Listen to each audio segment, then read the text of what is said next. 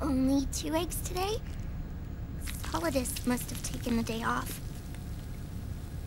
7, 8, 9, 2, 5, 9, 0, 3, 6, 0, 3, 3, 0, 5, 3, 0, 5, 4, 8, 8, 2, 4, 4, 6, 6, 5, 2.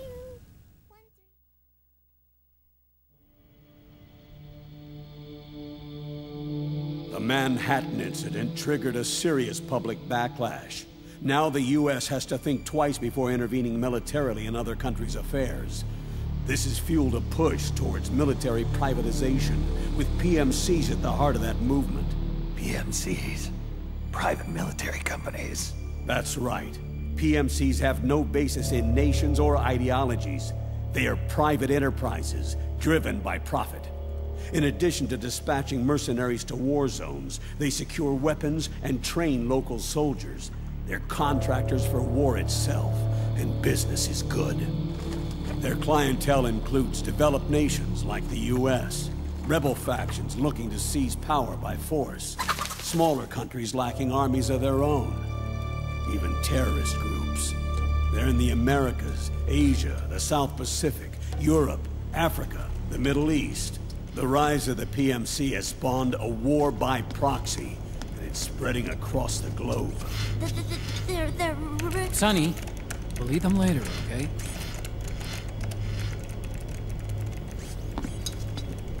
Every age has its mercenary.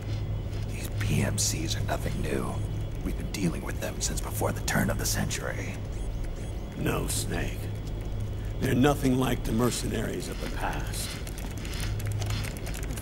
They're ready. Sorry, I'm a little busy right now.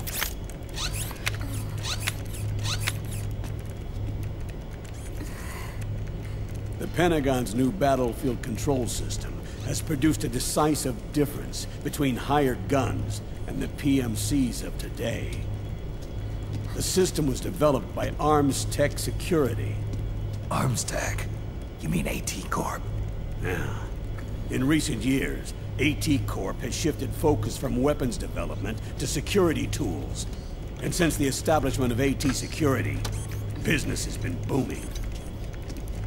The system makes it possible to integrate not only micro-level information on individual soldiers and units, but also macro-level information about field conditions and order of battle. So they've finally achieved total real-time battlefield control.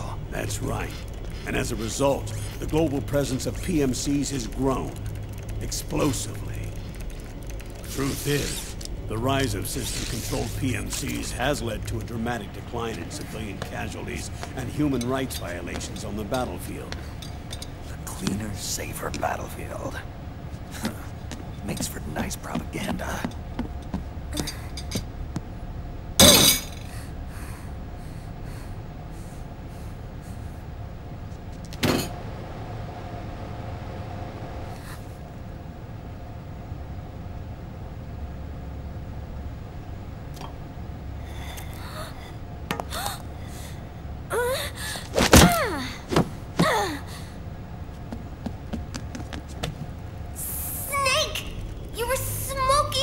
Weren't you? This is a non-smoking flight!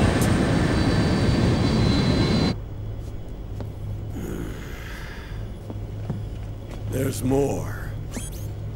State governments and rebel groups can't match the maintenance price of standing forces. PMCs, by comparison, are reliable, easy to use. It wasn't long before everybody had them on the payroll.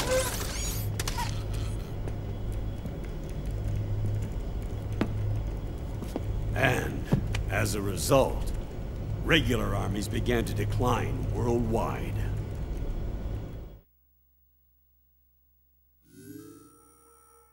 It's hard to believe, I know, but PMCs are beginning to overtake conventional armies in terms of scale. Nowadays, it's the PMCs who serve as standard battalions. They already make up 60% of all combatant forces in zones of conflict. 60%? The fact is, the world now depends largely on PMCs for waging its wars. I thought it was the UN that authorized the PMCs in the first place. The U.S. abstained from voting on that resolution. In effect, Washington was endorsing PMCs without ever revealing its true intentions. Until they got wind of the uprising, that is. The US has exported too much military power, and now she's paying the price. That's exactly it. America has now turned war into a form of economic activity. Analysts are calling it the war economy, in that it's picking up the slack for the downward-sloping oil market.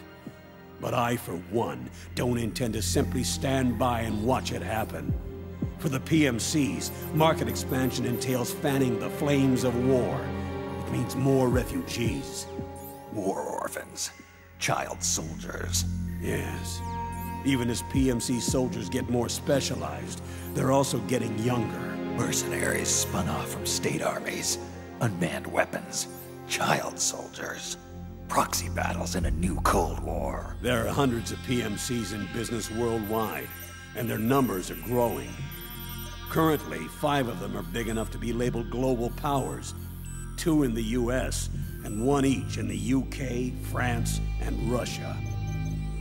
Reconnaissance has revealed that those 5 PMCs are run by a dummy corporation that acts as a single mother company. This mother company embodies the 5 largest PMCs. Her name is Outer Heaven. Outer Heaven? You mean? That's right. It's Liquid. Liquid? He's taken command of this immense army and is now preparing to unleash an insurrection. I watched him die. His will lives on, in the body of the man once known as Ocelot. He aims to fan the flames of war even higher, to create the perfect world once envisioned by Big Boss. The one world in which soldiers will always have a place. He must be stopped, before it's too late. Do you understand, Snake? Any means necessary. Just stop Liquid's insurrection. Even if it means killing him. You want Liquid dead. Isn't that right, Colonel?